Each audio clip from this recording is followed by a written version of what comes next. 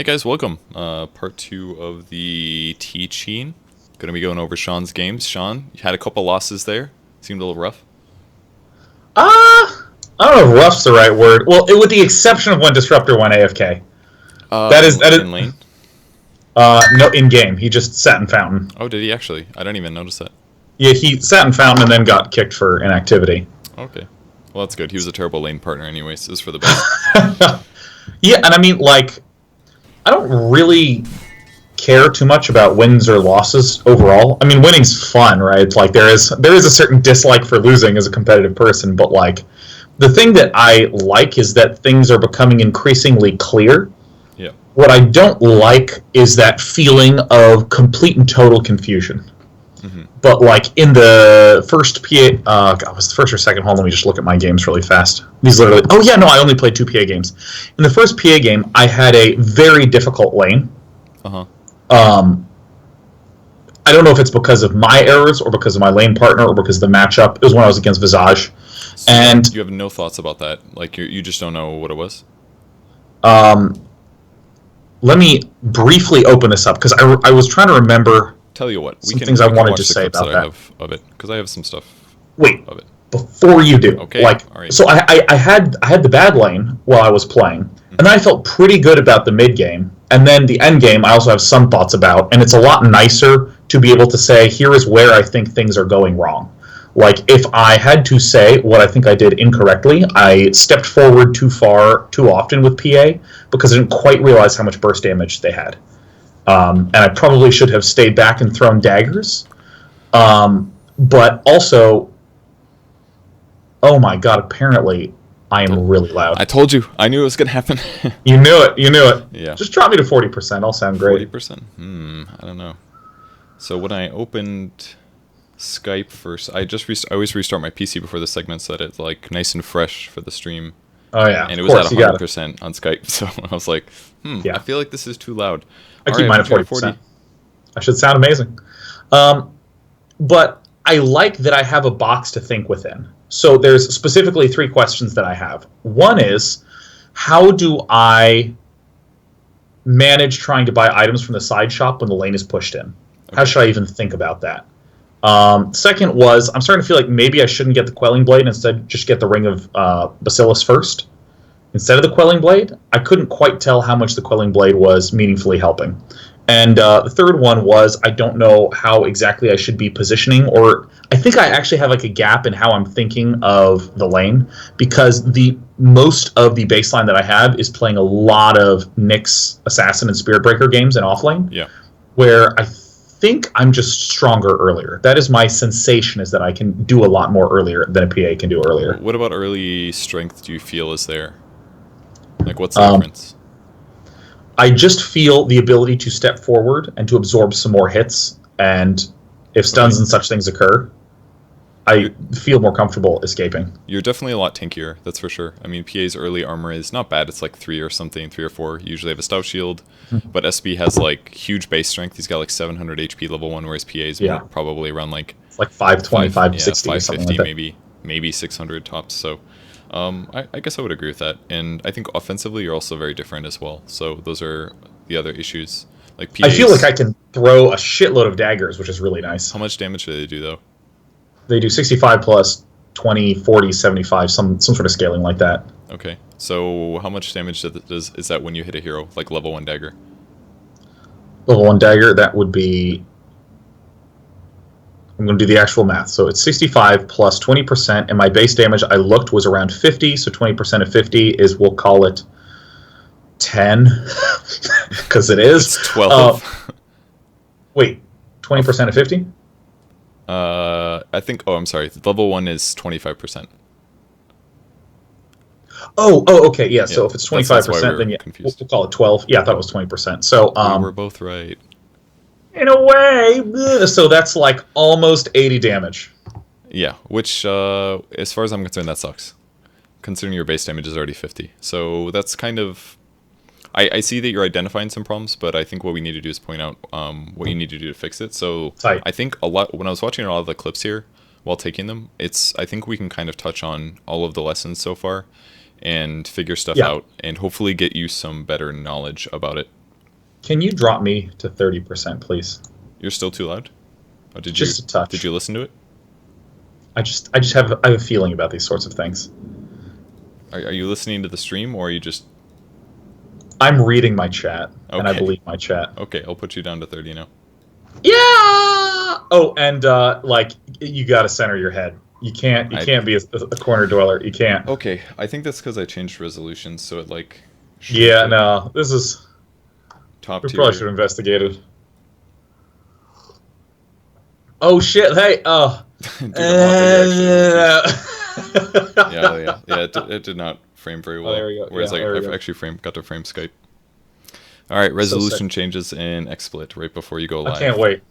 I really wanted to be to the left side. I was enjoying that, but that's okay. All right, so let's watch some clips. If my scene would change. Okay, cool. Nice, I'm off the center again a little. All right, so this was the first game.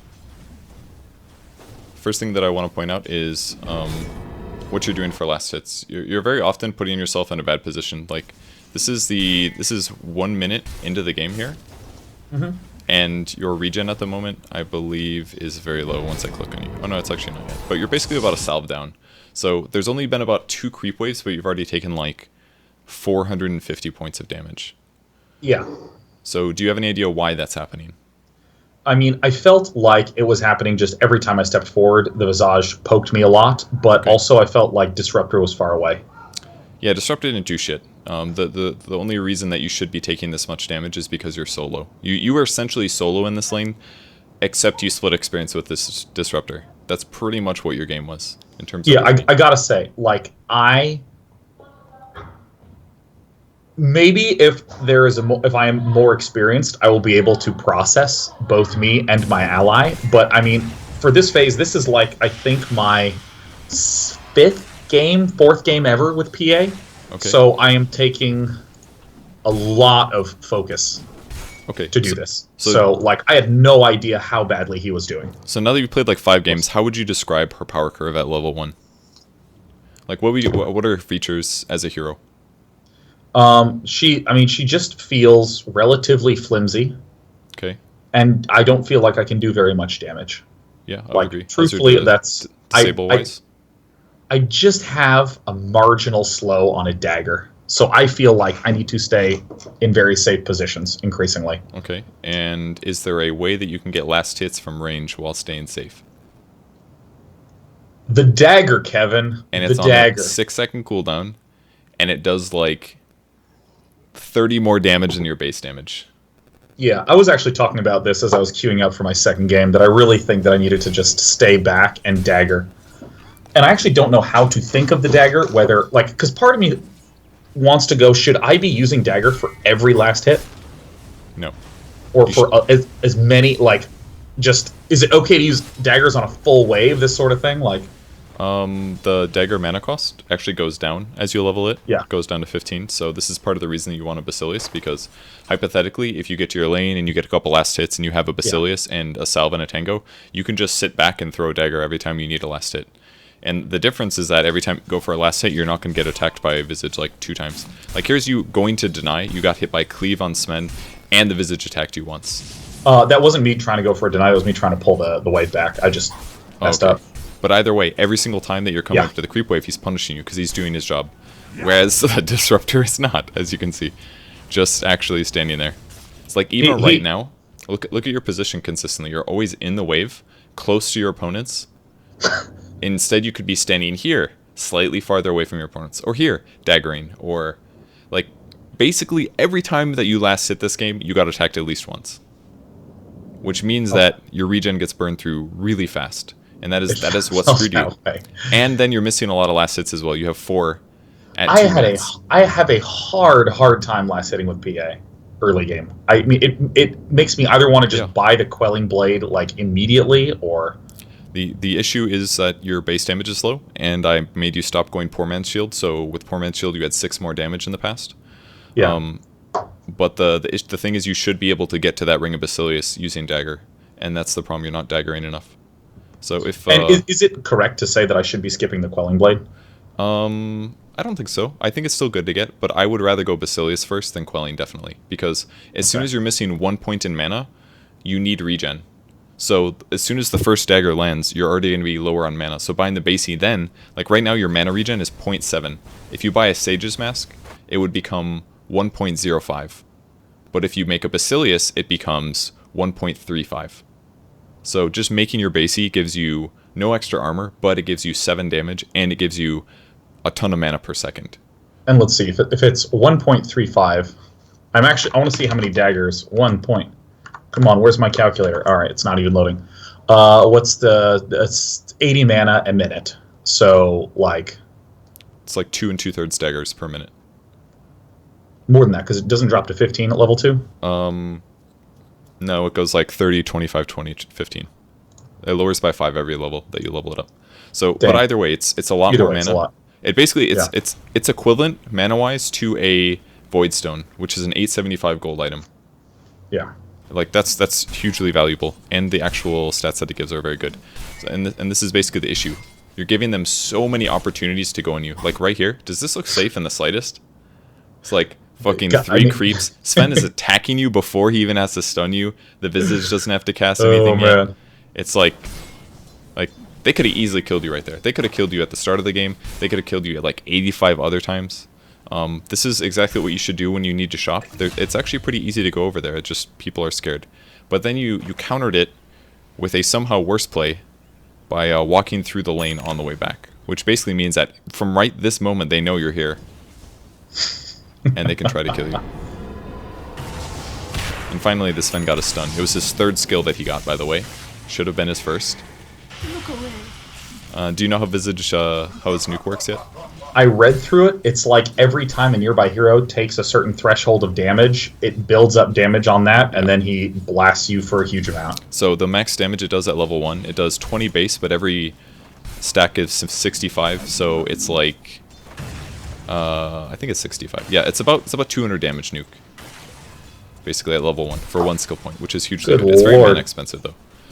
So that's basically... Oh yeah, the other thing is, let's say you think you're going to get outlaned in this lane. Who would you pressure between these two? I guess Sven. For what reason? He is a carry, so if I pressure him and reduce his gold potential for late game, that's good, because the Disruptor is going to need levels anyways. Okay, well here's Visage. He has 1 Tango and a Mango. His armor when he's not near the tower aura is negative 0.1. Sven has 5.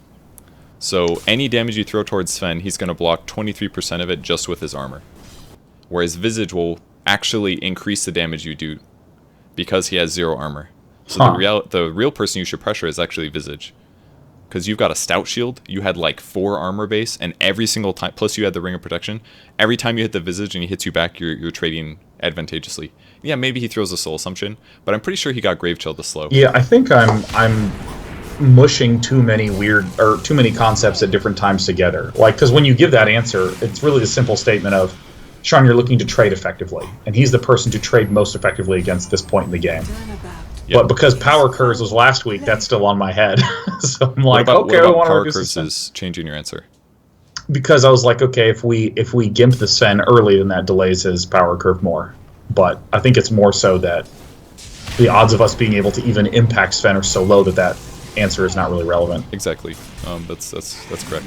Because your laning stage, again, if we talk about laning, it's that balance of you collecting farm, you not running out of regen by the time you get your big items. And consistently in the games that you're getting wrecked, you're always losing your regen really fast. It's like the game you played Viper mid, I think maybe first week, second week, where you went straight into Dragonlance rather than going Helm of the Dominator.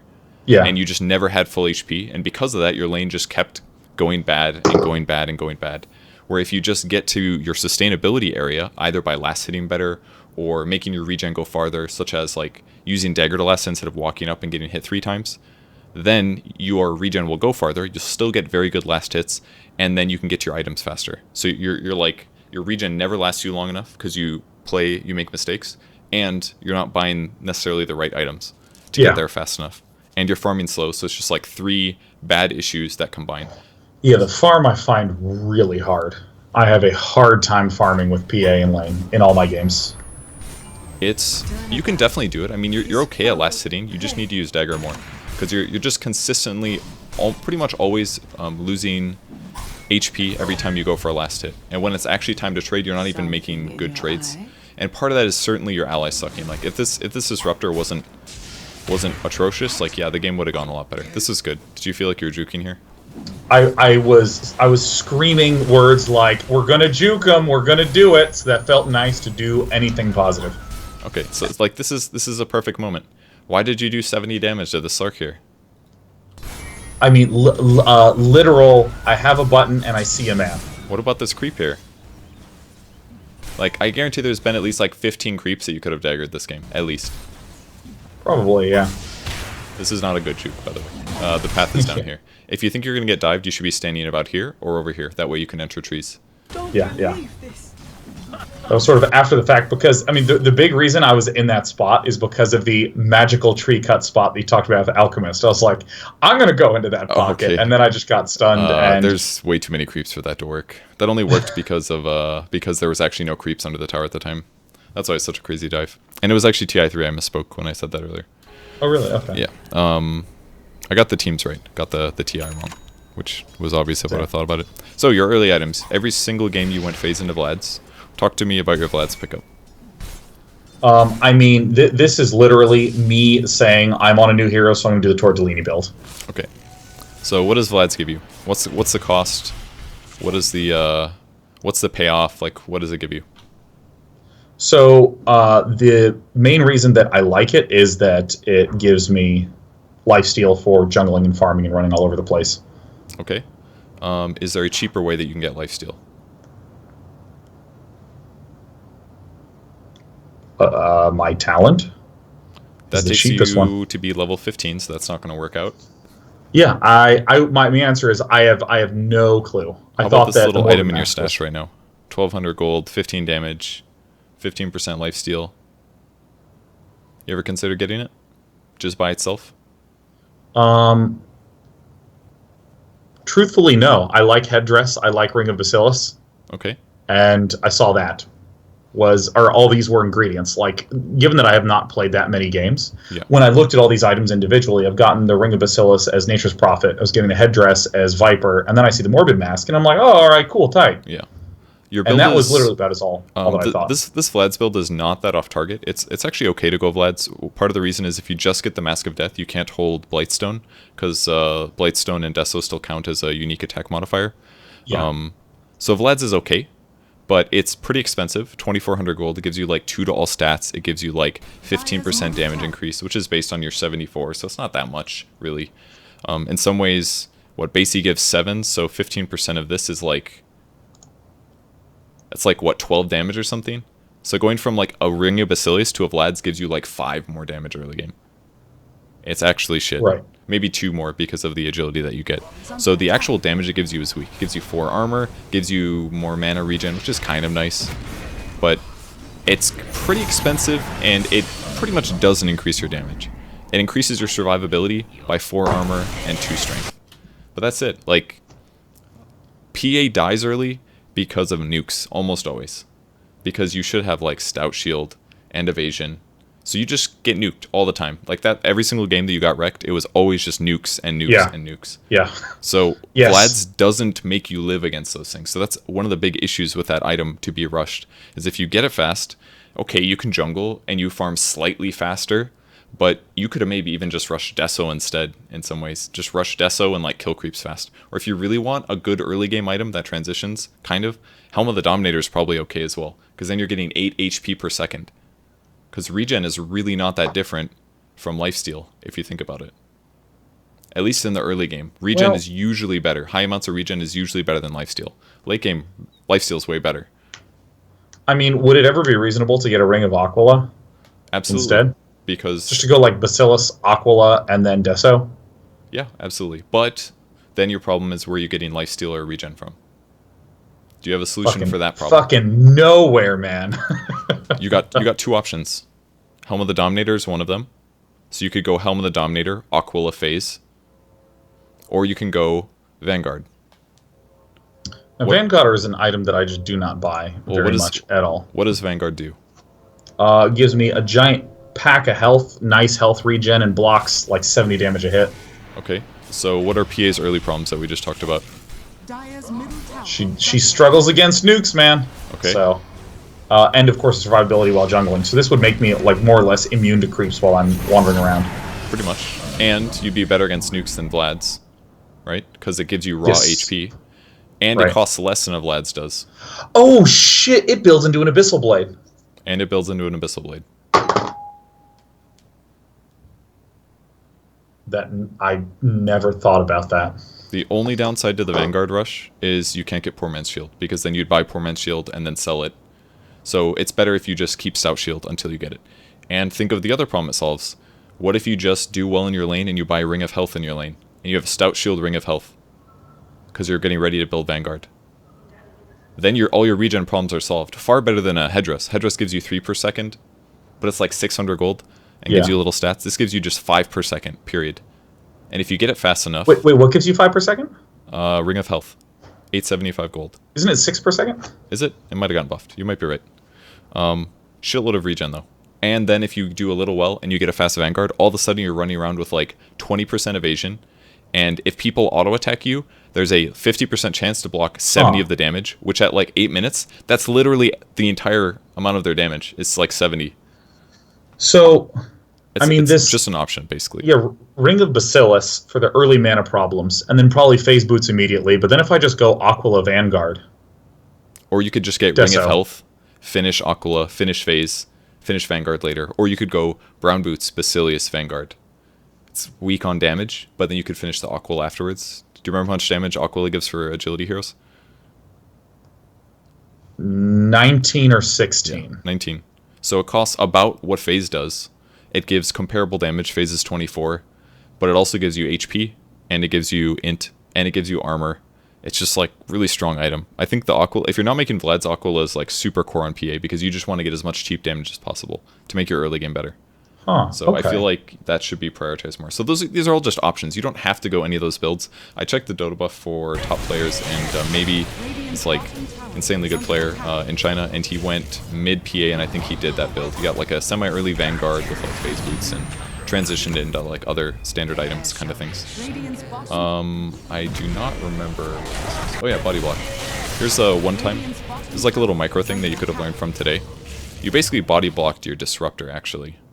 Is what you did. So when Sark goes into this mode, he's basically just standing here hitting a guy. So one thing that you could do is stand next to Disruptor, and then when Disruptor starts running, you just keep body blocking the Slark. Instead, you actually blocked him from running away from the Slark. So maybe that's like one thing you could have done.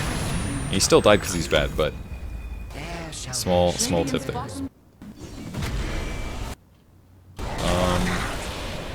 Oh yeah, this is the time that you got juked, and I wanted to show you the perspective so you could kind of figure out what exactly happened.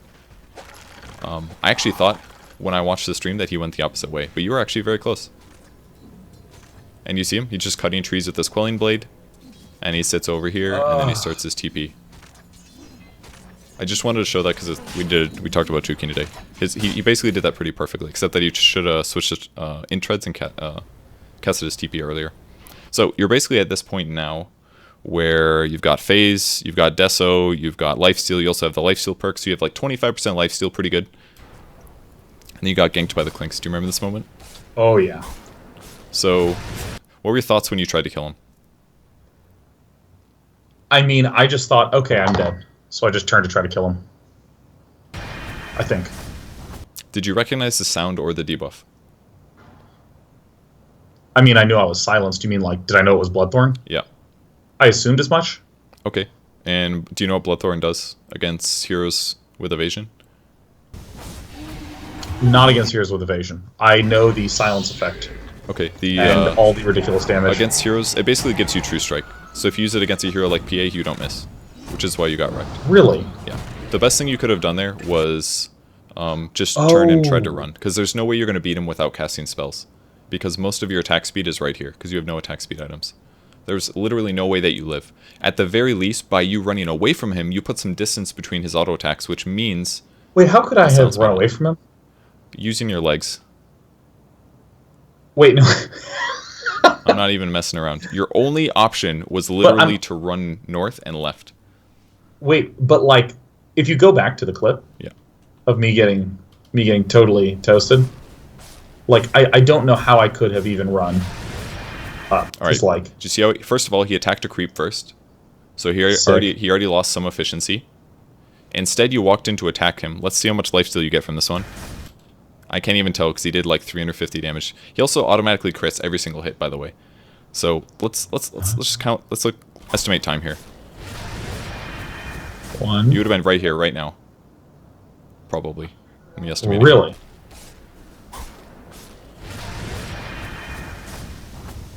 Probably like right. Like you're probably still dead, but this is definitely dead.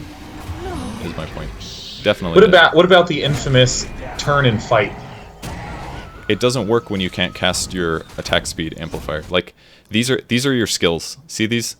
The only skill that was used when he used Bloodthorn on you was your ultimate, and you only attack like 3 times, so you didn't get lucky. But literally all 3 of these are just cancelled by him using Bloodthorn on you. So you're basically just like a hero with like 1500 HP with a Death Zone of Lads. That's it, and your agility or whatever. Sick. So you're just there was nothing there. All right, tell me, did Spirit Brick do anything wrong here? By the way. Oops, let's go back. All right, he charged in. Tell me if he made any mistakes. I'm gonna slow it down actually. Let's go back. I think he could have gotten another attack in, like their attack ult. Anything else? So he's not moving there. He's not moving there. I mean, there's just the minor attack move efficiencies that you were talking about earlier. But I mean, the biggest one that I see, at least, is the charge, and then he does not auto attack before using his ult. And I think there's time to do that. I would agree. I think that's a big deal. All right. So this one you are playing against Break. Do you know how Break works? Yeah. Okay. You have been broken pretty early on. I like that you ate the tree. That was really good. So, how do you feel you reacted to this moment? I don't think I reacted very... Like, the cut through, great, but then when this happened, for me, I was just thinking, I need to get out. So that blink in, I thought was very, like, oh my god, I tweaked. And then I decided I wanted to go in here, and I thought this was way too greedy. I think I just should have backed all the way out. It would have been kind of okay, I think, if the Disruptor didn't glimpse. The fact that he glimpsed you kind of screwed you over really bad. The other thing is that when you're in this kind of a situation, like as soon as the bats are here, you should be like, hey, I'm in a really shit situation. Maybe I should press BKB. Because if he just dropped these, you would have been chain stunned. And especially when the break hit you and this guy showed up, this guy wants to nuke you. Slark does a lot of magic damage. But I feel like you took a decent amount of magic damage before you even pop BKB. It's kind of like the PA example that I used this morning. And yeah, you probably should have just left. It would have been a lot safer, because now you're just no BKB, low HP, easiest kill ever kind of a thing. Yeah, and I mean, I'm also noticing, like, if you rewind back to when I was going on to the Invoker, a little earlier than this, like, as I'm running over. So, for instance, right here, there's guys there below. And I can tell you that as I was doing this, I did not even process that there were 2 people there. I did not physically see them, and right here I saw them, and I was like, oh my gosh. So I think this is something that also I want to work on, which is like during these fights, just looking around a little bit more with my head. Yeah, that actually makes a big difference. How did you feel about your item choice? Do you feel like BKB was the right thing to buy here? Let's see. So outside of the discussion that we had with Vlad's, I felt great about the BKB choice. Which heroes do you think it's good at against this game? So Sven and his stun, Slark and his leash, Invoker and his meteors, and I didn't remember if Clinks did pure damage with his fire, but I thought that one too. It's physical. Okay. He does have the Orchid or the Bloodthorn though, so you kind of need some way to stop it. So I think the BKB is okay this game. You kind of needed it. It was like that or a Manta because you needed some way to deal with those.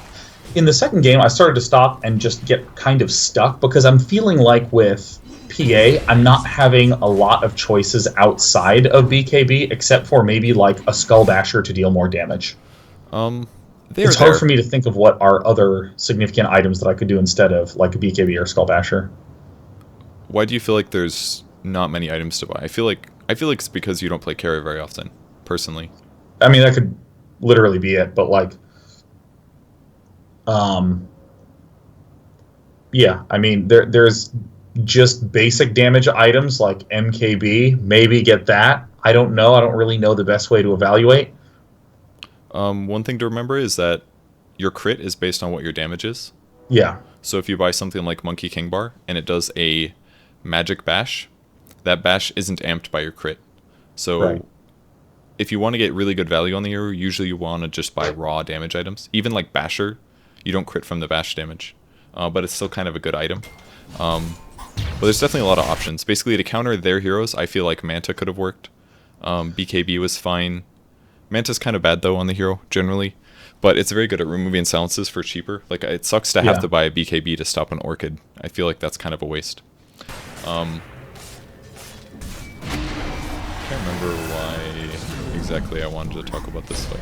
Oh yeah, this part right here. Do you see like your skills just counter ice wall if somebody's if somebody's away from the ice wall, and then yeah, that was really really high skilled there. That's good Yeah, no. Let me tell you, there is no player luckier than I. in that moment at least. Yeah, that clip was it was kind of relevant. Okay, I wanted to talk about the power curves at this moment though. So I've got all the items in the game. We're 32 minutes into the game. You are level 21. And I want you to tell me, like, of your opponent's items, so like Clink, Slark, Visage, Sven, what do their items do for them? Like, what if you were to summarize their items, what would you say they do? Okay, so Clinks is. I mean, he feels very much so like a get in and deal a shitload of damage to a single target. He was great at ganking, running around. He would pick me off and several other players off. So, I mean, in terms of that, that feels like the core to me. What do you think there's any weaknesses in this build? I mean, he is super squishy. Yeah. He has like very little health at this point. He's also got a Force Staff, which is int based and does nothing for his damage. It just allows them to move. Yeah. Just to get in, silence, and then try to run away again. For Slark, I feel like at this point in the game, he is. I mean, he has the Night Edge, Shadow Edge, Night Blade. Silver I can never Edge. remember. Silver Edge. I don't know where. I'm just going to continue to mix You'll and match. get it someday. Don't worry. Nah, no, it's going to be that way forever. There's a card in Hearthstone called Animal Bite. That's what I call it. I don't remember the real name of it. So It's like Sentinel and Scourge. That was like Dota Yes. 1 Radiant Dire. oh my god, that's right. Oh shit. Okay, so the Slark build, he just seems behind because he just does not really have that much outside of the Shadow Edge, Shadow Knight, Silver You'll get it. Edge. Someday you'll get it. Yeah, with that. Listen, if we can just devote an entire week to just names, that would be tight. Okay. Visage, I just don't know well enough, but he's a supporty guy, so okay, cool. He's got shit. Yeah. Sven is the just usual Sven. Blink, initiate, shit on people with your ultimate. So he feels rather scary. Where do you Shot. any weaknesses to Sven's build? Because I feel like there's a strong one in there. Weaknesses to Sven's build. I know Sven has naturally high armor and naturally lower health. He's got like moderately high armor. It's mostly from his Warcry ability. Yeah. So once his Warcry ability is down, I feel like his armor is definitely exploitable. Is my thought. Armor plus his low health? No, his health is health? good. His armor base is very good at the start of the game, but he doesn't get a stupid amount of agility. So like late game, outside of using Warcry, he doesn't have very much armor. And Warcry only lasts so long. So I feel like Sven's armor is a little exploitable. Like if he initiates, or if you guys initiate on him and you never let him blink initiate on somebody, and his BKB runs out and his Warcry runs out, I feel like he's very killable, personally. That's my thought looking at Sven. He's also very underfarmed. He should have more than this right now. But everybody in this game should probably have more. Yeah, like the Invoker. I mean, I still don't really know how to evaluate Invoker in general, but he didn't have his Aghanim Scepter yet, so that was good. Okay, well, I'll give you a tip. Invoker has very low agility gain right now, or base agility, or base armor, all three maybe. So I would say his biggest weakness by far is that he doesn't have any armor. So if you break the Lincolns and you jump on him with a dagger, he's going to die, especially if you get a crit, which basically happened multiple times in the clip right before. He just gets one. I was incorrectly attributing that to him being underfarmed, I think. It's a little of both. He should have... I mean, he got the Lincolns because he wanted to stop like Necro ulti and maybe Glimpse and maybe Pudge ult, but And Dagger. He wanted to stop Dagger. but if he was a little bit more farmed, he'd probably have like either BKB Ags or like Ags Shiva's Guard could work as well, maybe. Just that way his armor's high, he gets attack speed reduction against you guys, stuff like that. So I just want you to be able to look at things like these and be like, what can I build right now that will exploit this? In fact, why don't you answer that question? Let's say you've got Basher right now. What would you build next? Okay, so let's say I have Basher, and I'm looking at this. I mean, probably... Okay, so I have the BKB, which helps avoid a lot of stuns. I really think just damage at this point. Just raw damage? Okay. Yeah. What damage item do you think fits? Um, I can pull up the list if you need. Let me open up my item list here. Other than Divine Rapier, yes. Other than Divine Rapier. How much more damage does Abyssal Blade do? It doesn't actually do that much more damage. Okay. It actually does literally none more. I'm pretty Okay. sure. So, is Chrysalis or Daedalus a reasonable choice? No, because the crits don't stack. They stack like diminishingly or something. I just know that crits don't stack well if you have multiple crits. I guess a Butterfly would be tight. I kind of like Butterfly. Gives you tons of attack speed, gives you some really good survivability. The downside is that it's more evasion, and they already counter evasion in many ways. So I would say Butterfly's a bad choice. Got any other ideas? Really, for me, it was down to Butterfly or MKB. Okay. I think the answer... It's not MKB. I would say AC is by far the best solution. Because Klinks does entirely physical damage. Slark does mostly physical at this point, but definitely some magic. Visage does tons of physical with his bats, and his nuke does magic. Sven does almost entirely physical. Invoker has a lot of nukes and disables and magic damage, but you got a BKB. So if you get AC, you're further hurting their armor problem that they all have. You're further giving your whole team 5 more armor to make them better against all the physical damage. And you're increasing your personal survivability against physical by like double. Because every 10 armor is 60% physical resistant or physical increase for estimated hit points. So 15 should be 90 or something. The thing that my thought process around Assault Cuirass is that I think of it more defensively than offensively. It is like that, absolutely. But I think you need more defense here than you need offense. And it kind of covers both. And it synergizes with your Basher. Because Basher, you bash if you get lucky on your hit. So increasing the amount of hits you do means you bash more often. Yeah, yeah. And it further stacks the hits I do is ult juice. Yeah. So and this way you don't have to worry about them hitting through your evasion. You're just super tanky physically. So if you pop BKB and you have an AC, you're just not dying. Maybe your damage isn't going to be as good as if you got an MKB, but I feel like the balance there is going to be better because you know you're not just going to get like 6 shot if you're chain stunned by like Klinks, Slark, and Sven. I feel like that would be better. I might be slightly wrong here, but that's what I would build. Or I would consider building Scotty here because I feel like when you have magic resistance and damage and a little bit of lifesteal, you just need to get like a little tankier. Personally, because none of your items. I think in the second game I was considering the Scotty. I think I was en route to buying the Scotty as well. Yeah, I do remember that actually. Yeah. Oh, actually, no. Is this game? Oh, maybe it was this game. Yeah, I guess it was. Yeah. No, I was going for Scotty. You built Abyssal, is what you did, and then you went Scotty. So I want you to watch this team fight and tell me mistakes that happened. So this is you guys chasing. They kind of were in your base. I'll slow it down. All right, tell me, do you see any mistakes? I think I should be farther back initially, and I just went on the person who was closest. I guess I should be going on the Invoke. Well, I don't. Listen. The biggest overriding thing is that in these large team fights, all I'm really looking to do is pick off one person who's far away at a time. Okay. This is really my entire mental model of these fights as I'm going through them. And I think that the first kill on Slark, I'm like semi-okay with, but maybe I just should have pulled back after that. Okay, I would say that first thing is you probably didn't need to BKB here.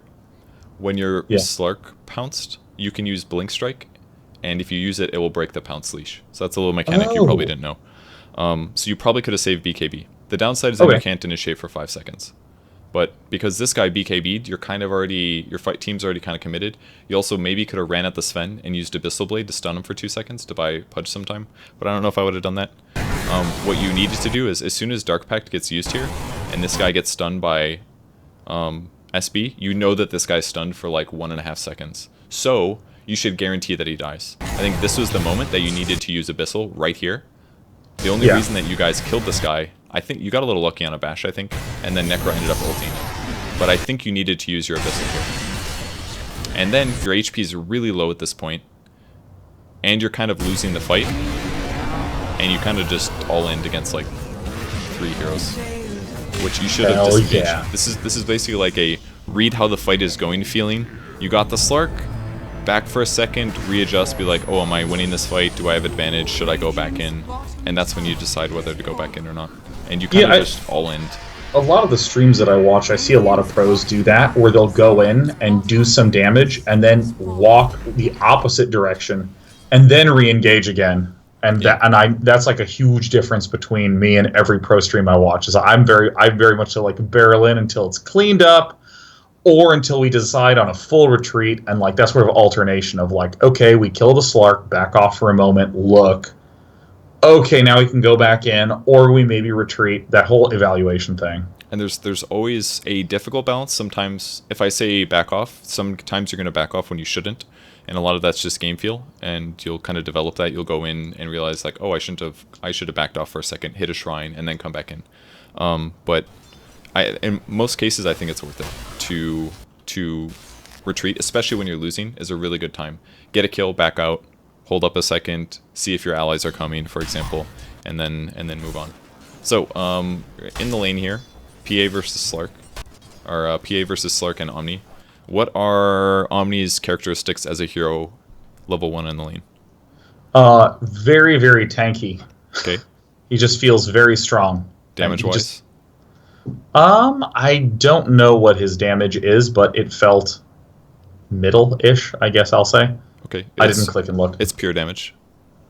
And it deals... Wait, his auto attack's pure damage? No, his purification is pure.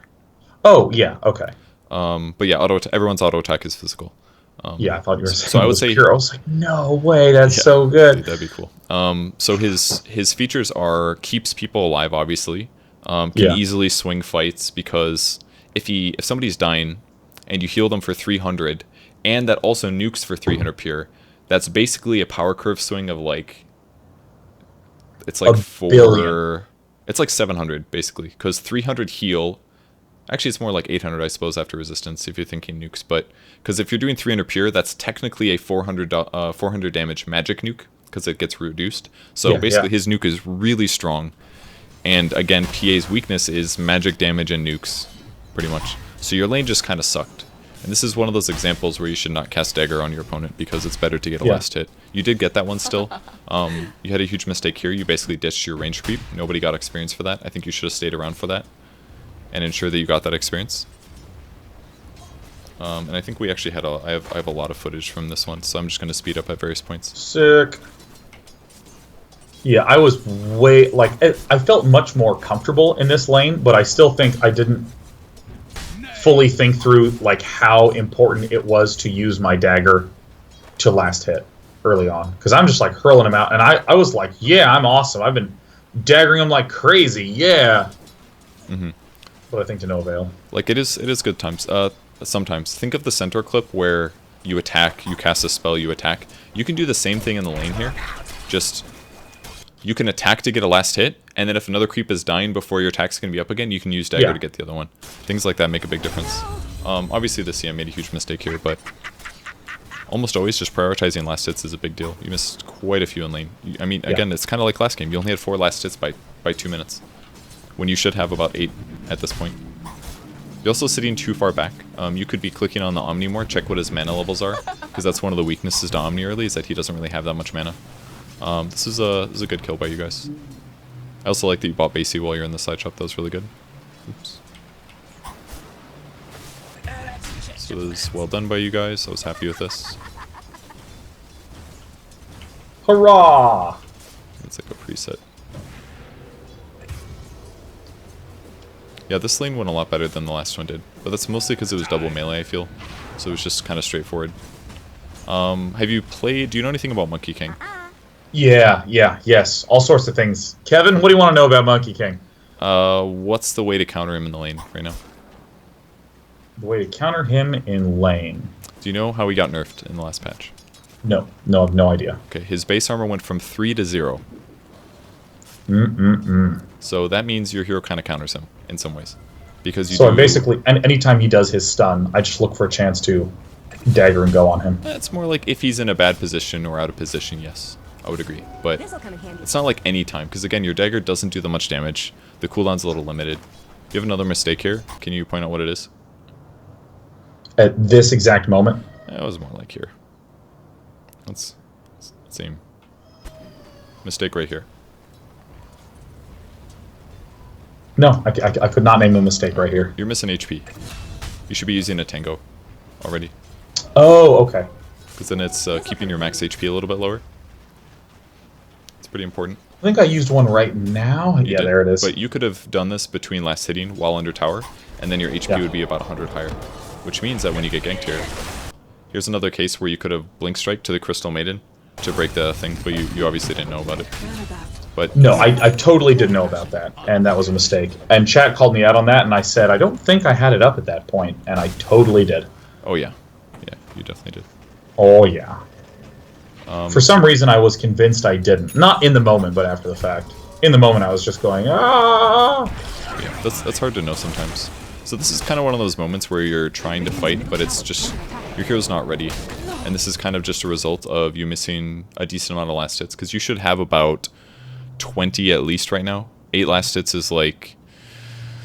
Oh god, like 320 gold or something like that. So you'd probably... If you had like a kill and you hadn't died twice and you didn't miss last hits, you'd probably have like phase boots right now or something. And then maybe you can actually punish your lane. Like, imagine that, like, phase boots at level 4. That's a huge advantage. You'd have stupid movement speed advantage.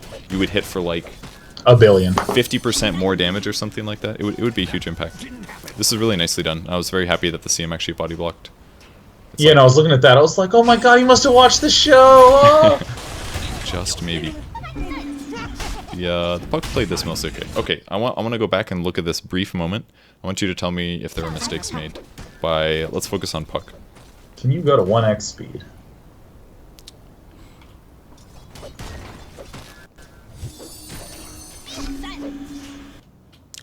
Any mistakes? Play it again. See it again.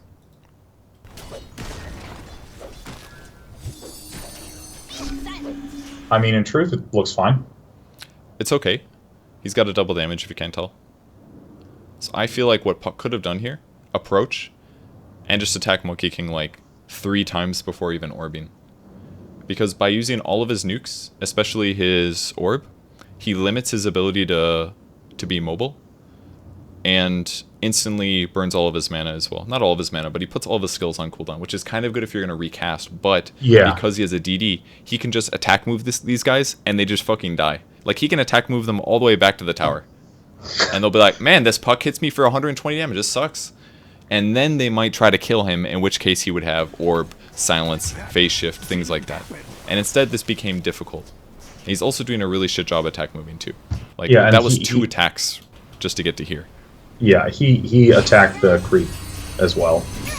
So and because he delayed so poorly, it allowed the Slark to get closer to the tower, which means Omni gets here to use a heal.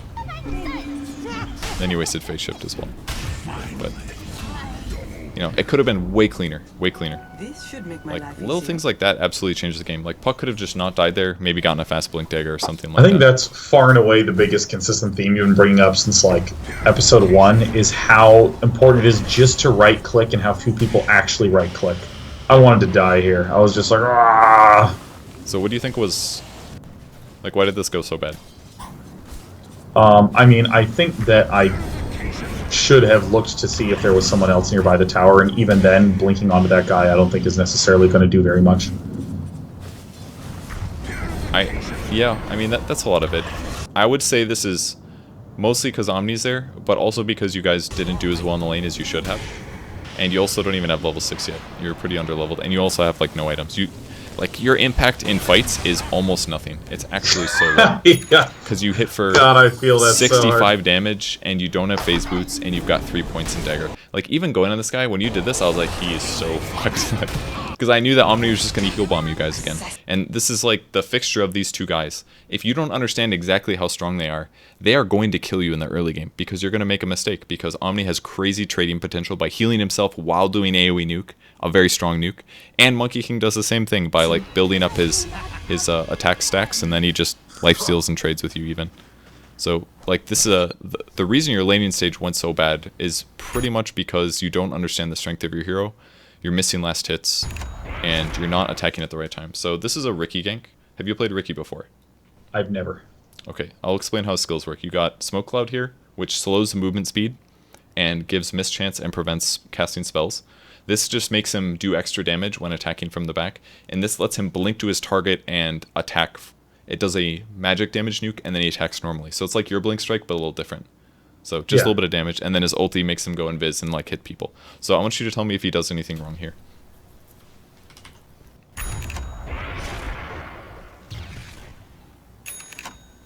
So... And then he lives. Can you rewind it again? Yep. I mean, it might just be his ult was late, but because he attacks, and then he does the strike. He did Smoke Cloud, then he did Blink Strike.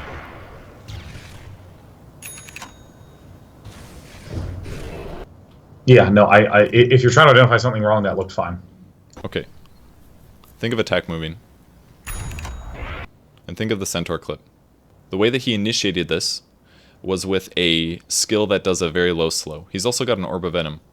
Wait, I thought he began with an auto attack. He did not. He started with a Smoke Cloud and then a Blink Okay, Strike. like that animation. I thought that was his auto attack. Okay. Okay.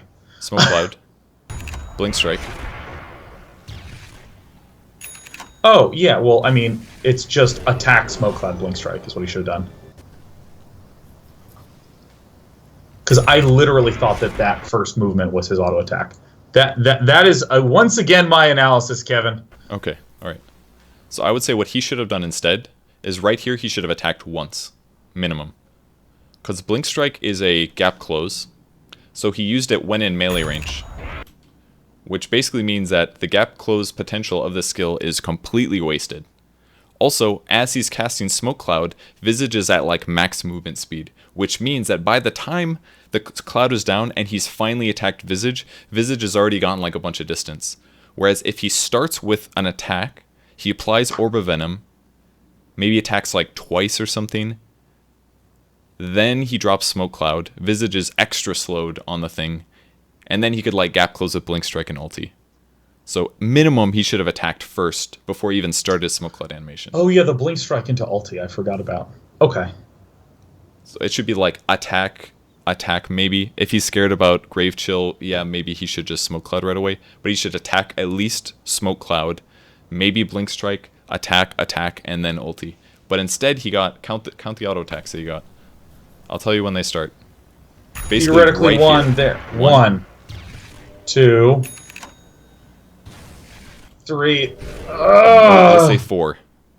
So he basically got 3 auto attacks. So in that whole chase, other than the Blink Strike one, which I'm not going to count because it guarantees an auto attack, he got 2 auto attacks on that chase. That's it. And that hero is really slow, actually. Sick. So, like, little things like that. He easily could have gotten this kill. It's hard to kill Visage because he has this really high armor aura thing. But this Riki definitely should have gotten that kill. Alright, I titled this Good Fight T1. We'll see what happens here. Alright, so this was a whole lot of, like, wishy-washy stuff. I feel like you should have gone in, maybe, because this guy was teleporting in. But it's okay. See any mistakes there? That was a field goal. I mean, are you the fact that he threw the ball perfectly between everyone? Yeah, it was pretty amazing. We'll give him 3 points. That's good. This is basically how PA should play early game. Because your hero doesn't do shit. So you have to wait till like you have a really good team fight, and then you go in and kill somebody. I was happy during the fight that I threw the dagger and blink struck 2 different targets. Ah. What do you mean about that? It's closer to the end of the clip. Like, so when you see the ult go off there, I daggered Slark and then I blinked on. Oh, that you separated. I see. Yeah. Yeah, that was good. That was okay. I was kind of scared of it. I was scared for you here, but you killed him, so it's all good. Like, the problem is that this is 14 minutes in the game, and you've already died 4 times. Super sick. You should really have these items at, like... I'm going to estimate, like, yeah. You're really behind at this point. But, I mean, you guys ended up winning, so it's okay. I forgot to mention, but I jumped to the second PA game because I thought it'd be better to keep them together. Hope that makes sense. So this is for game state. This is 17 minutes in the game. Here's the last hits. There's a shitload of kills this game, so it's slightly weird. Everybody's last hits with this many kills are going to be lower. Yeah. Well, 55 is way too low. Minimum. Yeah, I'm going with the trying to get 50 by 10 minutes and 100 by 20 minutes as minimums. It's definitely possible. It's just the farm levels have to increase. I think this was a bug, actually. There's actually a Vlad's right here. Yeah, there is. There's a Vlad's right here. You can't see it, but it's just a Dota TV bug. Yeah, it's just... oh, that's funny. Okay, this is just a small mechanics thing that I thought I'd point out. You can actually use Blink Strike against magic immune heroes. This was added less than a couple of months ago. You were sitting here trying to dagger the Slark. You actually could Blink Strike. Like, right here, you definitely go in, minimum. Hopefully yeah, no, I absolutely, in that moment, went to dagger and then thought, oh god, he has his thing on, so I'll have to wait until that's done to head in. Yeah. I just thought I'd point it out. Nice. So, like, you guys won this game and all, but I mean, we're 20 minutes in, you basically just have up Vlad's and just finally starting the Deso, and I don't know. I'm just not sold on the item build either. I think it's a little too expensive for what it gives you. I think you could accelerate faster in other ways. But most of PA comes down to understanding very well what your opponents do in the lane and not feeding them. Because it's very easy just to get outplayed by not understanding where they're starting. God, it feels so easy to feed with a lot of carries early on. Yeah, like, it's so easy. Absolutely the case. Because that's how they're balanced slightly. That they have weaknesses in lane, and if you just understand where your opponent's weaknesses are and you punish them appropriately while last hitting safely for regen, eventually you'll just get out of control and you'll just start killing them repeatedly, and then the game just kind of gets out of hand because you get so far ahead. So sick. It's mostly game sense, I would say. So let's hop into the last game. So this is when you're playing Spiritbreaker. Yeah. How did you feel this laning stage went? This felt so easy, and it felt like it was because I was not getting harassed, especially by the Weaver. Okay. I was happy. I kept pulling all the stuff back. I was missing some last hits, but overall I felt relatively safe, content, not under threat. I was trying to look for opportunities to, like, say, right-click on this Earthshaker, but... You did not do it right here, though. This is the kind of thing that you... This is kind of like... it's slightly something we touched on today, but... Yeah. Attack moving. If you're going to pull creeps, that's fine, but you can actually trade with this guy while you're going back to the tower, because if you don't, you're just letting him hit you for free. And you're super tanky, so it really doesn't matter very much, but you could hit that guy like twice there, and you've even got a point in your bash. You might have just gotten lucky and bashed him for like 100 magic damage. Who knows? Like, he doesn't even have a stout shield, I'm sure. Yeah, the big reason I was not trying to engage, or not trying to hit him, is that I saw the Weaver coming up as well, and I was like, alright, let's not take too much Weaver damage. I can kind of understand that, but I think it's worth hitting him, because if he's hitting you, you might as well hit him back. Okay. It's kind of the way that I see it. Like, right here, this was a mistake, because you took a bunch of tower, or a bunch of creep hits, but... Yeah, definitely don't come up like that, but... Don't be afraid to hit people. Remember I talked about turn radius? Yeah. You last hitting this creep. So for you to last hit this creep, your hero has to turn 90 degrees to the right and then start an animation. Oh, is that what was happening? That's part of the reason you're missing last hits. Not only because SB has a really slow animation or base attack point, but also because you're not always close enough and you're not always facing the creep that you're about to last hit. Oh, huh. Like, this one was good. You approached it, you were within range, you were looking at it, but this happened a lot here as well. You're like running in and out. Sometimes you have to turn around to get last hits. I think you got most of these. You did a pretty good job blasting the under tower, but I saw you also bought Quelling Blade right away. Yeah. Thoughts on Quelling Blade right away? Do you think it was a good choice? I never get it on Spirit Breaker. I literally bought it purely because of our lesson discussion of Quelling Blade. I was like, I'm just going to get Quelling Blade. Off lane, let's do this. Prepare for the jukes, but it felt like a completely useless item the entire game. I think you made very good use of it in the laning stage. I think I just wouldn't have bought it right away. So, do you like the creeps here? Such a loaded question. That's such a... They're all bugged. I don't know. I just thought I'd show you that. So I would say that Quelling Blade early is 200 gold. That could be Boots. If you're against a dual lane, I think Boots is better. Because not only does it get you to safety easier, but it also let you chase down the Earthshaker better. Yeah, I never really know how to think about buying brown boots as my very first item. I think for offlane, it's almost always the right choice. Really? If you were so scared of this lane that you would just go jungle, I would get Quelling Blade definitely. But for fast laning, I think you bought it way too early. Because for all you know, you might get like 4 last hits really fast, and also you've got boots. And then your laning stage is just a lot easier because you know that you can just chase after the Earthshaker and pressure him. But that never really happened. So, have you played Weaver before? Yeah. Okay. What's the cooldown on Sakuchi level 1? I don't know. 12 seconds. Do you know what the duration of Sakuchi at all levels is? I'm going to pull him out. 7 seconds, Kevin. It's 4. Way off. So, Wow. the uptime on Sakuchi at level 1 is very low. It's only 33%, right? So, when your Spirit Breaker with 700 HP and like 8 armor and a stout shield, and you're playing against a Weaver who has like 1, 2, 3 maybe armor and like 550 HP, and this guy Sakuchi's you and instantly starts attacking, how long is this guy vulnerable for? At least 10 seconds. Yeah. And So I you could've just let him bully you. I could have just attacked him and then charged him and then attacked him. Yeah. Probably killed him. I think there's a good chance you kill that guy right there. Because if you got like a little lucky with bashes, 1, 2 bashes. If you got 2 bashes, he's dead 100%. Maybe the Earthshaker saves him. But at the least, if that guy breaks Sakuchi right next to you after immediately using it, that's your trigger like, oh my god, Weaver's really vulnerable right now because he just casted Sakuchi and he instantly broke it to attack. That's like a huge Weaver mistake. If he stays in Viz for 4 seconds and then attacks you, then you should be like, okay, he's like pre-level 5. Yeah.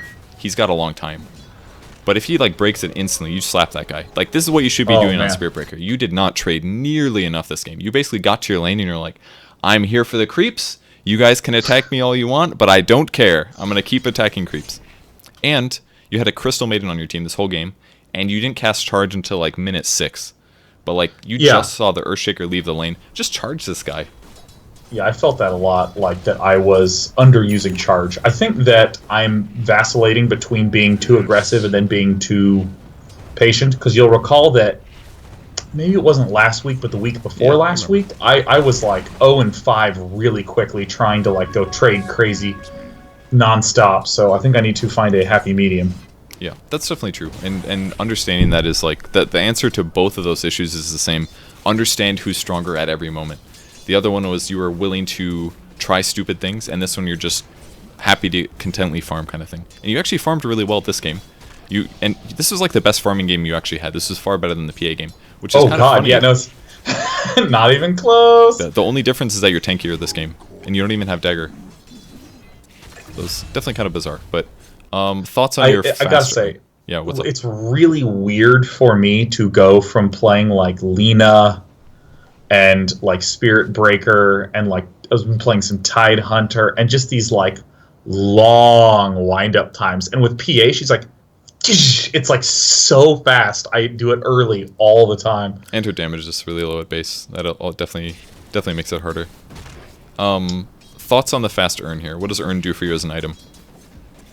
For me, I was just like, okay, I'm going to get the Urn because I'm going to begin to charge people relatively soon. Okay. How about just the extra damage? Just winning your lane instead? Thoughts on that? Do you feel like you could have stomped this lane? Increasingly, yeah, because I get a kill on this Weaver in a little bit, where I'm just like, wow, he died really fast. I feel like you could have gotten like 3 kills by now in this game, personally. But you never even got close to that possibility because you didn't right-click the enemy heroes one time. Like, you got 3 points in your bash. You didn't even allow yourself to 17% these guys because you never right-clicked. 71%. 17%. You didn't give yourself the opportunity because you just never even tried. And when you're playing offlane against bad players, that's what you got to do. You got to be like, I'm going to hit this guy and maybe I'll bash him 3 times in a row. And if I don't, the Weaver's going to rotate over and maybe I take some damage. But I also did like 500 damage to that guy. And I brought 2 sets of regen and I'm freaking Spirit Breaker, so I'm tanky. And that's just a stupid Earthshaker. So you know that you traded better. And if you got a bash, you definitely traded better. And if things get really bad, just go charge the mid lane or something.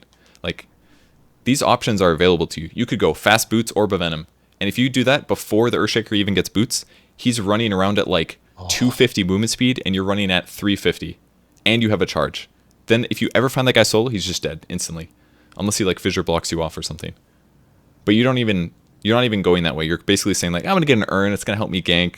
You could just kill this Weaver, like minimum use charge on him every like 50 seconds or something just to do free damage. You'd charge through him, you'd get an auto bash on him. If he doesn't use Sakuchi in time, you attack him 2 more times maybe.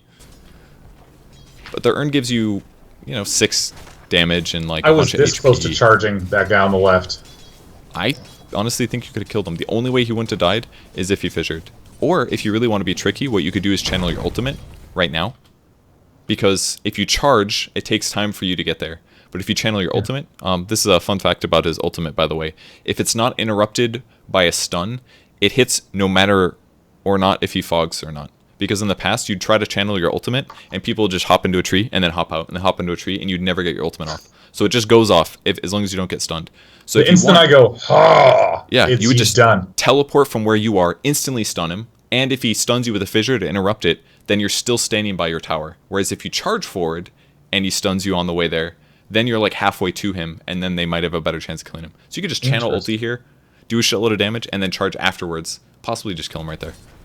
But all your items are basically just ganking items. So I feel like at the least you could have like triple quad killed this dual lane. These guys played really weak, but you didn't do anything to try to pressure. Is it correct to say that the choice of the urn is fine, but use it to kill them? I mean, I'm mostly just criticizing because you did so little in lane. Yeah. But yeah, the urn is fine. The urn is honestly fine. I was down with this charge. This was good. And then I waited for it to use my ult because I could just kill him. And then I was trying to R click. I body block my teammate. I maybe would have been right-clicking the bugs on the CM here. Oops, I went back way too far. Because here you maybe could have started attacking the bug, but he obviously chased, so was not too crazy. All right, mistakes here. Oops, gotta keep going way too far. This is a really long video. All right. Well, I think the big mistake I'm seeing right now is that I don't actually have my other strength thing in my inventory. That's okay. I mean, it's bad, but you shouldn't do that. But when this happened, I was just purely thinking evasion. Do this and run away. Okay. I feel like you could have fought him. And killed him? Yes, especially with Omni. I didn't know Omni was coming, but you definitely could have killed this guy. In which case, if you're just doing it to run away, okay, whatever. But you got 400 HP, you got a Stout Shield, you got a 3-stick wand. It's a Weaver, he's not 6 yet. He already used bugs. So you should have hit first, then channel ulti, then hit him again. Which is actually pretty good if you think about it, because the way you did it, you just channeled ulti and then you started attacking. But if you hit him first, you have a 17% chance to bash him for like a shitload of damage. Like it would have done like 124 or something, magic. And then you would have bashed him again with your ulti. And then you had another chance to attack and maybe bash him there too. Like, if you get really lucky, he just dies right there.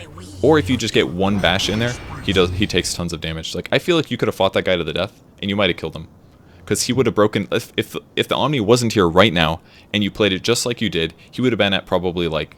I don't know, he's probably at like 250 HP or something. Which means if he really chooses to fight you, you've got a magic stick here, and you hit him, you can hit him like twice, and then you can charge him afterwards. So like, if you get a bash anywhere in there, that's like 4 to 6 auto attacks. You would have killed him 100%. And then maybe Omni shows up and purifies you and does damage as well. Like it could have changed. Like you definitely could have gotten that kill in my opinion. You're basically not min-maxing your hero. You're playing him like you only have charge and ulti, and you're not doing anything else. I did like that you changed targets here. This is good.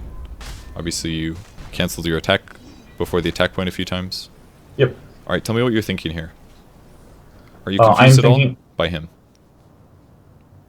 Sorry, what do you mean? Are you surprised that he hasn't used Sakuchi yet? It was around this time in the game, the first time in the game when I started to go, God, Weaver is actually kind of weak, is when I did that ult on Weaver, and it almost did like half his health bar and damage. And I was like, huh. Yeah. So in this case, as I was doing this, I knew that one of the guys was bottom right, and I saw the other one top left and another one in mid. So I was like, okay, I'm going to pursue, and I could possibly get a kill if I can just get a charge on him. One thing that I would say is maybe you should have charged a little earlier. I guess this is basically your opportunity. No, you were fine on that. Yeah. It's a nice fissure stun by the Earthshaker. But basically, my impression was that he was out of mana, personally. I gotta click on him more. And then I clicked on him, and he had 80 mana left over. So he had about 1 Sakuchi left. So it was okay that you did that. I think, I just wanted you to think about it, because you haven't played Weaver enough to understand his super weaknesses, and it's mostly like Sakuchi's down, his HP's low early, he doesn't trade well at all, his armor's too low, his HP's low, his damage is good but not amazing. Just a lot of issues. And through all this as well, this is a 875 gold item, that could have been early power treads, for example. Or maybe cut off the quelling and the urn, you've got power treads and a magic stick or something, I don't know. Like, you'd have a lot of items basically, items that make you actually strong. And yeah, Urn's good, but if you just bought treads really fast and like bullied these guys, the lane would have been over. Because you could have killed them like 3 times solo against a dual lane. I want to do that so badly. That is my fantasy. Next question. How do you feel about your skill build against the heroes you're against? Against the heroes that I am against, I feel like Greater Bash is so important to max out. I would agree. What are the situations that you should get more charge? What does getting more points in charge do? It extends the stun duration. Yeah.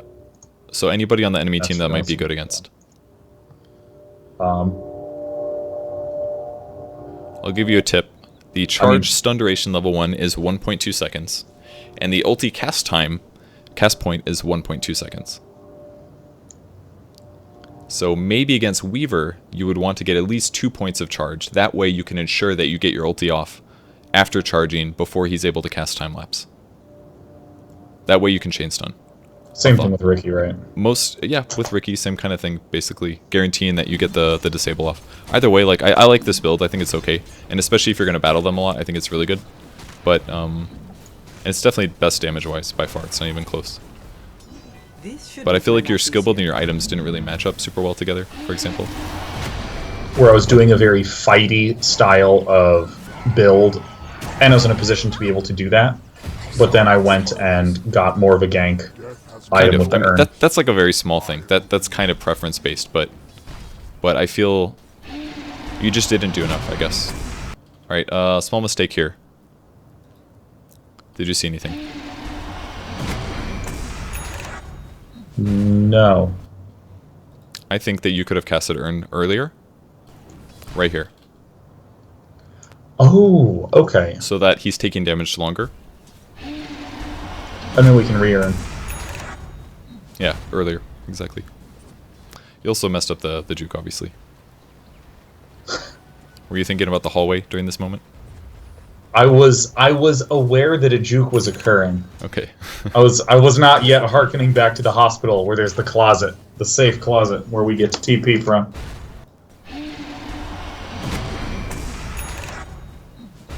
You attack move decently. Your issue here was that you should just A-click the ground.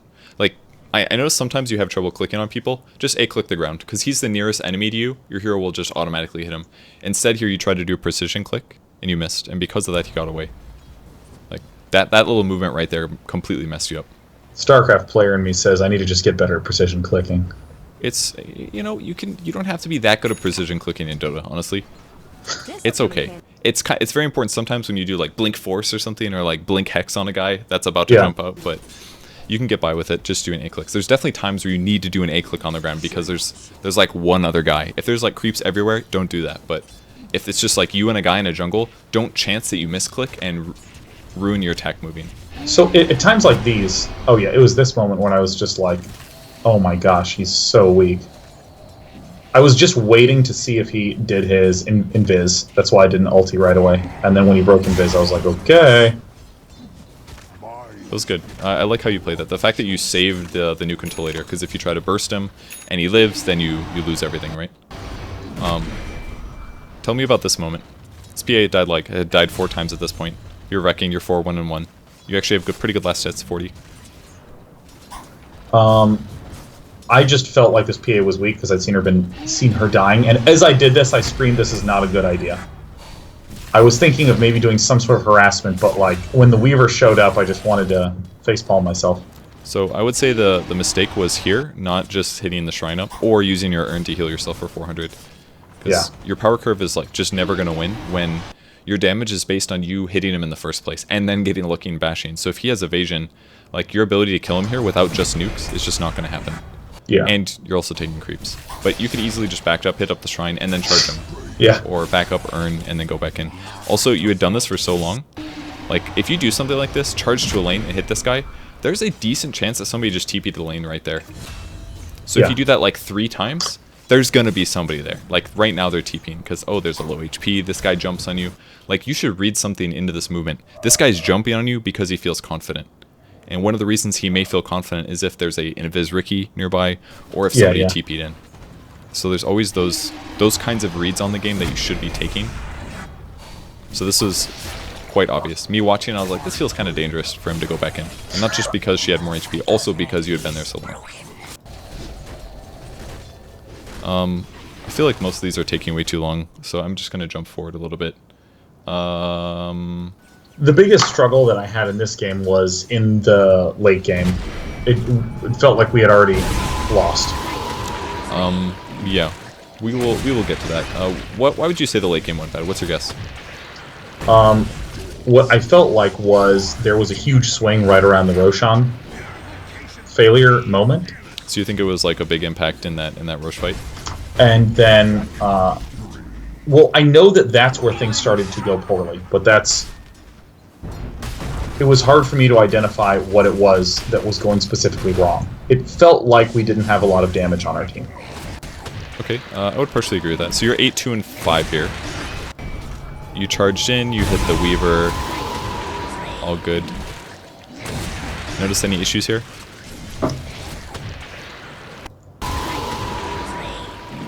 I mean, I'm low on health.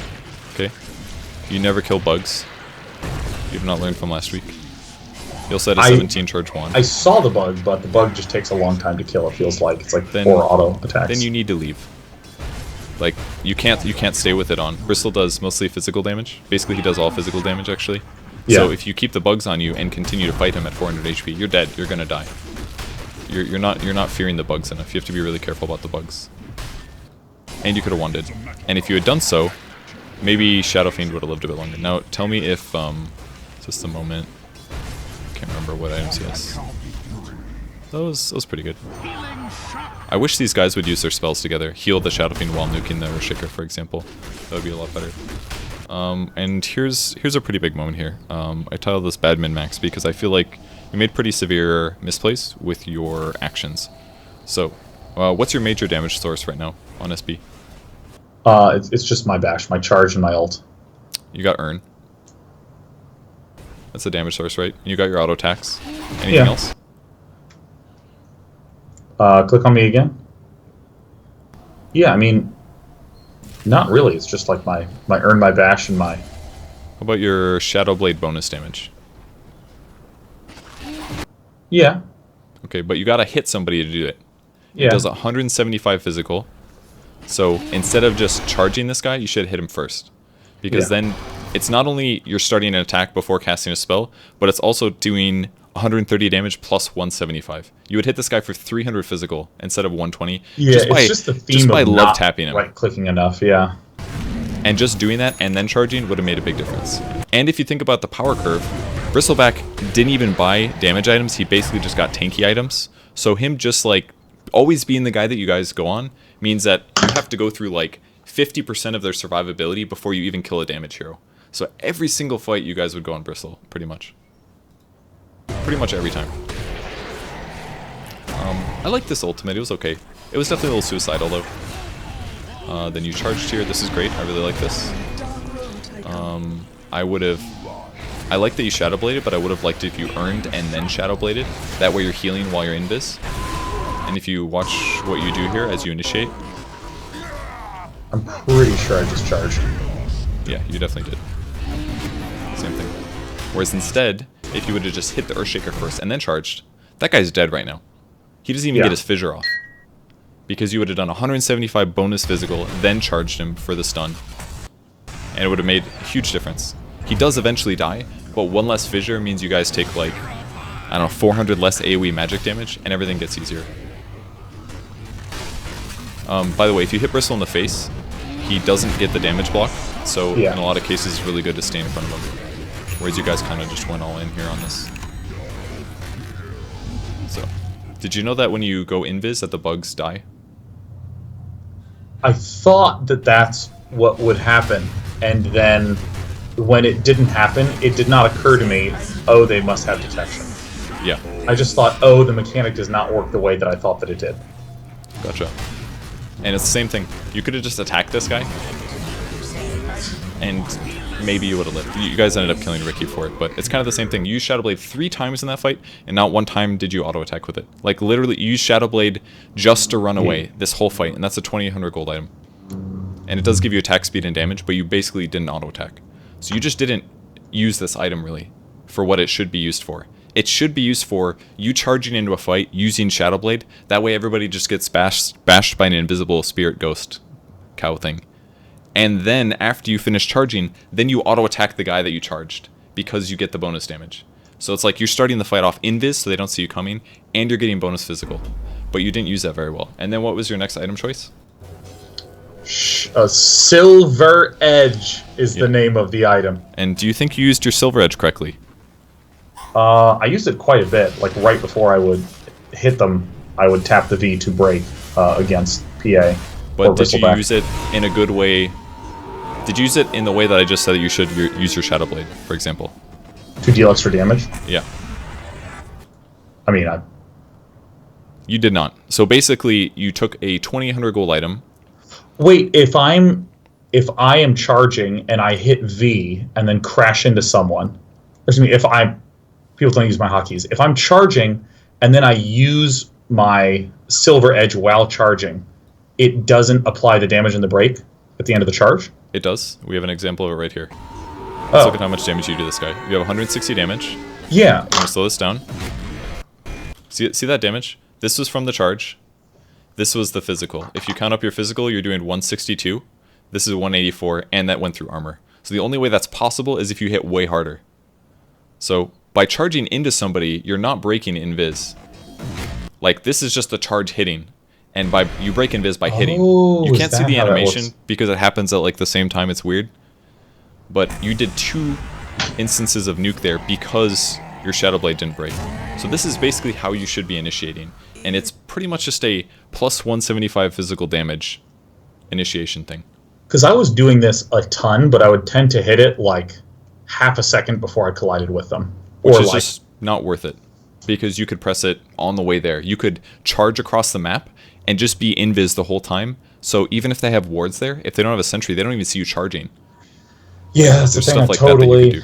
Yeah, we've literally had this exact same conversation before, and I don't know why it didn't stick, but yeah. Here's an example of Shadow Fiend with Silver Edge. This does like bonus 200 physical, and he breaks invis by raising. Whereas if he just attacks the Earthshaker once and then raises, Earthshaker dies instantly. Instead, Earthshaker gets an enchant totem off, and the only way Shadow Fiend gets a kill here is by dying. Like, those little things. Like, Shadow Fiend could have just maybe killed everybody there. Like, stayed alive long enough for you to get there, and then you guys get a double kill and nobody dies. Like, this is why you lose the game, basically, is because you weren't min-maxing in fights, so your impact wasn't as high as it should be, and then you put almost all of your gold into an item that just didn't really do that much. So if we look again how this fight started, problem number 1, what do you got? We're going on Bristleback. Exactly, and you're all hitting his back, and he's pressing Blade Mill. I tried to run to the front, though, at least, which is tight. And then we got Earthshaker in a sec. Yeah. Or was it I think I'm confusing this with another fight, but Earthshaker toasted us a lot. Yeah, so they just had detection there. Yeah. So you guys had a pretty big net worth advantage. Problem number 1, you went on Bristle. Problem number 2, nobody has BKB the whole game. And when you're playing against an Earthshaker, you gotta get BKB. This is something that I was talking about after the game, that I have a really hard time evaluating a lot of defensive items, because if I'm getting something like an Orchid, I can say I am getting Orchid because it's really good at silencing that specific hero.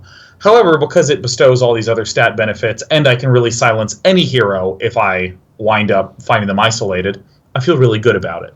But with something like, or yesterday when there was that game where I was playing PA and I saw that there was a lot of magical damage on the other team, I bought a cloak. Mm-hmm. That makes sense to me because, again, it feels like I'm responding to their entire team. But in this game, I said, okay, Bristleback deals physical damage, and same with PA and Weaver. Those are the big sources of damage. Ricky, I also thought, did a good chunk of physical damage. And so it really felt like I would be getting BKB just against the Ricky Silence and against Earthshaker. But how many stuns does Earthshaker have? Every time he casts a spell. Yeah. He's got 3 spells. Do you know how long the Aftershock stun lasts for? Which spell is Aftershock? His passive. I don't know. It's 1.5 seconds, so that means 3 spells is 4.5 seconds of AoE stun. Which is basically why you guys got wrecked so hard. Because nobody has BKB. You clumped up on the one guy. This guy should not be here by any means. He should be sitting back. But, like, literally just stun into stun into stun. And then Ricky's Smoke Cloud on top of that. Nobody has BKB, so nobody can cast spells. And the fight's just over. Like, this guy owned you guys. Okay, so ignoring Earthshaker for a moment. Yeah. This is something that I really struggle with, which is you should get a BKB because there's that character and this one ability on the other character that you need to not take damage from. Ideally, you should think of the heroes and think how a fight is going to go. You're going to be running in. You're going to try to chain stun somebody. You're going to try to get some auto attacks in. What's going to prevent you from doing that? Ricky's Smoke Cloud will. The person going invis. Maybe PA's evasion. Bristleback's going to be annoying. So your Silver Edge was kind of a good idea. It was definitely a great Silver Edge game. There's 2 amazing passives to break. But if Earthshaker is just there, you're screwed because you're stunned for 4.5 seconds. And if Ricky follows that up with a silence, you do nothing for 10 seconds. And that's what happened. You guys clumped a lot. It was a 5v5. They got their abilities off perfectly. You guys got completely wrecked. And that Silver Edge upgrade cost you 2,100 gold just for the Ultimate Orb. And the recipe, I think, is like 300 or something, 400. Yeah. I don't know. They've changed it a couple times. That's 2,500 gold. That's like over half of a Black King bar. And all it does is make your Shadow Blade slightly better. And it gives you the break. But you weren't really using the Shadow Blade that well anyways. If you just had BKB there, then at the least, like, Bristleback dies or something like that.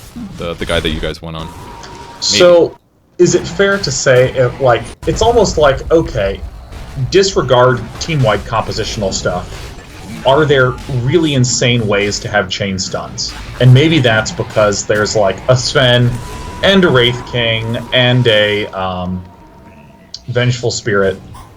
Just like a whole bunch of single target stuns, then I might go, oh, okay, so that's a good BKB game. Or Earthshaker, who's just so concentrated and can stun a whole team for so long. Okay, this is a good BKB game. Like, if there's just big, massive amounts of lockdown. Yeah, that matters a lot. I don't know, it's kind of hard to explain. I haven't put thought to it too heavily yet. But, for example, instead of going teamfight items this game, you could have gone more gank items. Like, you could have gone Shadowblade Dagon, for example. And by having Dagon, you know that your burst in a short period of time is really high. Which means that now you might be able to just solo kill people. If you find Earthshaker by himself, or Weaver by himself, or PA by himself, you know that you can Shadowblade charge in, you can hit him like 2-3 times, use an Urn, Dagon him, then cast your ultimate, then hit him like 2 more times. He's probably dead at that point. And just by him being dead, you know that they only have 4 heroes on the map, which means they're less likely to take a team fight. And if you keep doing that while taking objectives, you never even have to take a team fight. You've just been ganking the whole time. So there's ways to get value out of the game in a different way than just team fighting. But because you guys don't gank very well, and nothing really happens, and you sit around and take really dangerous Roshans without killing a hero first, or even having wards up, you're going to need a team fight item because they have an Earthshaker. Because if you get in melee range, you're going to get chain stunned. Because they're going to be able to prevent you from either completing your charge in or from getting your ultimate off on a guy and successfully chain stunning him. That was the issue. Was that like every single fight when you wanted to kill somebody, you never got the chain stun. Used the break on the Bristleback, which was cool, but it should have been on the Earthshaker to kill Earthshaker because you didn't stun for 4.5 seconds. This guy did a really good job of chain stunning. Like, he knew how to play his hero, certainly. But because you didn't get BKB and you played against a guy that's good at Earthshaker, you guys got completely wrecked because nobody bought it. So sick. So. And then I just have like a bunch of highlight clips of this guy like repeatedly dunking on you guys because I thought they were cool. That's pretty much the rest of the game. And oh my god, dude. It happens so many times. Yeah. Oh man. And then you went for AC. They do have a lot of physical damage, but still, stuns were by far your guys' biggest problem. It might have even been worth it to buy a little bit of magic resistance, perhaps. And then you pretty much just casted your ulti on whoever had a Linken's for the rest of the game as well. Was the other issue. No, that only happened one time. How dare you? It did not. It happened at least twice. No, you show me now. I have it on video right here, and I know it happened another time. Oh, you got... No, I will bet you $1 US American dollar. Might have to download the replay and slowly page through this. I might have to. I wish you did something else in this fight, by the way. You had Silver Edge up this whole time. You could have activated it. You could have ran away. You basically just kind of ran in a circle until you died here. Where instead, your game plan, especially when you're behind, you should be charge through, get your ulti off, disengage, wait until your charge is up again, and cast it again. You didn't really do that. See any micro mistakes here? Let's see. I didn't get an auto attack off. Okay. I'm not earning. And everything else is sick. No, I should have been attack moving. Should have Silver Edged on the way in, most likely. I think I did. Did I not? You did not. The whole time. Until like right at the end, I think. So if you just Silver Edge in, she gets broken. And watch the SF here. Miss, miss, miss. You did it right there. Right before her stun ends. Whereas if you did it right at the start, no passive, you don't miss any attacks. Shadow Fiend doesn't miss any attacks. And instead the Shadow Fiend loses like 20% of his HP. So this is just like, you needed to min-max this little gank a little bit better. I think part of me was mentally resigning at this point because it just felt so bad in all the fights. And I wasn't quite sure what the big source was. I mean, now that we're watching this in video format, it's so clear how long the Earthshaker was locking down all of us. Yeah. But in those fights, it's so hard for me because, like, it literally did not occur to me at any point during the entire game that there was an Earthshaker chain stunning us for really long periods of time. Gotcha. And then when you said, how do his abilities work? It's just like, oh yeah, no, he can chain stun, can't he? Right? Yeah. So at this point, I was like, oh, something went wrong, and I don't really know what it is. I remember that Roshan was like the turning point, but we kept losing all these team fights. So do we not have enough damage? I think I expressed mass confusion throughout. Mm-hmm. Basically, CM and Omni are kind of like tempo-based heroes. More so Omni than CM, but kind of the same thing. CM's not very good late game because she doesn't have a stun, so it's difficult when people get BKBs and Yules and Force Staffs for her to be effective, right? Spirit Breaker's kind of similar, except he's good at map control and chain nuking and whatever, but you misplayed a lot of fights. You should have had more kills with even less deaths. You did very well KDA-wise, but your teamfight decisions were weak. Like, even this fight here, if you're going to initiate, you don't charge the guy in the front. You can charge the guy in the back, because the charge does the same damage to every person you pass through. So all you did by doing this was guarantee the stun on the PA, when instead you could have just stunned everybody on the way through while going for Earthshaker. And maybe maybe Fissure blocks you or something like that, but there's just lots of little min-max things that you need to fix when you play Spirit Breaker, because in the games where it does get hard like this, you have to make good teamfight decisions, or your allies will die more than they should, and then all of a sudden your tempo hero Omni Knight is just getting like 3-shot, which is why you guys got so far behind. You guys easily could have won. Like, you had more than enough damage, you had good teamfight, you had good heroes, but it just didn't happen. So yeah, and that's why it felt like you had bad damage, because you guys got behind and they had like 5 carries pretty much. So you had to close it out, and you should have stomped your lane. You should have stomped mid game like you did, so that was good. And then your late game fights should have been smoothed over by you having a BKB, or initiating better, or ganking so that you guys had advantage, or warding. There's a lot of things. Yeah. Okay, well, cool. And that's like some of the things you did wrong that game. So I'm laughing because this has been the longest post-game coaching session by like a mile and a half. It was just so funny. Just like watch 3 games and then it's like, hold on, I gotta use the bathroom. Okay. Right back. It's just like hour 45 minutes. Like, and that's just the tip of the iceberg of this disaster. Hold on, right back. yeah, that wasn't fair. That was like 70. That was just a joke. That was like 70%. All right, I'll be right back, guys. Gonna run an ad and then we'll play a pub game. See you in a bit.